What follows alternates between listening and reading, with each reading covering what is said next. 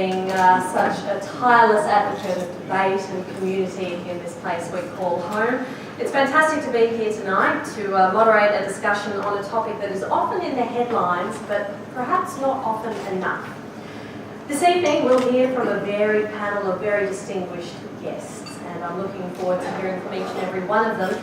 But then it will be over to you, ladies and gentlemen, and that is the real highlight of this evening, because Forum Australia is all about giving you the opportunity to have your say, to voice your opinions, and most importantly to ask your questions of the people we have at our disposal this evening and their incredible knowledge. So thank you all for coming.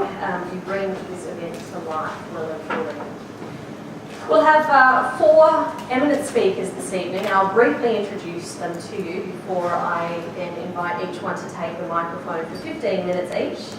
I don't have a bell, dear sirs and madams, but I do have a withering glance that I will execute from my corner of the table should any of you overstep the Or I can time do this limit. job for you, right? Having that, right? He's prepared.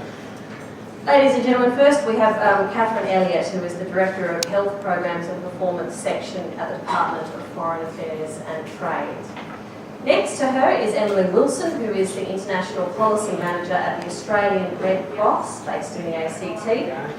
Many of you are familiar with Professor William Maley, who's from the Asia Pacific College of Diplomacy at the Australian National University.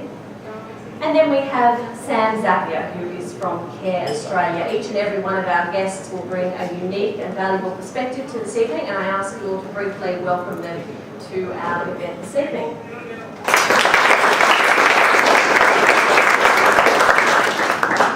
First, ladies and gentlemen, a little bit of my experience and why Mohammed deemed that I would be an appropriate person to MC this evening's proceedings. My experience in this area is limited, but it was a very striking one. I arrived in Kathmandu on April 24 last year, and I was there to do a story on human trafficking with assistance from an American university, and it was the first time I'd ever been to that country. The next day, at 4 minutes before midday, I was about to meet up with my first contact in a beautiful ancient temple complex, when that place literally began to fall and crumble in front of my eyes. The experience of being in a densely packed and densely built old part of the city during a 7.8 magnitude earthquake and running for my life along with thousands of other Nepalese people and tourists is something that I will never forget.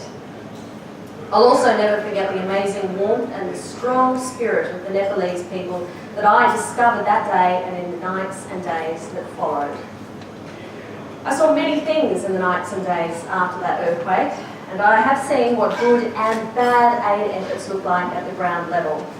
I've witnessed dozens and dozens of search and rescue teams, aid teams, well-established international NGOs, less established local NGOs, military units, medical units, aid and development organisations from around the world, all descending on one country with usually the best of intentions.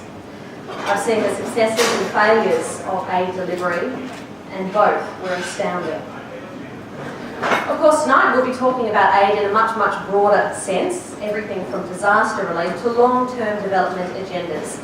Some of the nations that have been in the news recently, including Nepal, Syria, and most recently this week Fiji, will no doubt come up in discussion, and there will be, of course, plenty of time for each and every one of you to ask questions about eminent panel members. This evening we'll begin with an address from Catherine Elliott, who, as I mentioned, is Director of Health Program and Performance in Australia's Department of Foreign Affairs and Trade. She's been involved in the Australian Aid Program for the past 18 years, and over this time she's worked on a number of country programs, including in PNG, Indonesia, Vanuatu, and through postings to Cambodia, Afghanistan and Vietnam. Before her current role, she was involved in promoting aid transparency in the management of the aid program. And that is the topic that she will be focusing on this evening. Ladies and gentlemen, enjoy your meal and please enjoy listening to Catherine Elliott.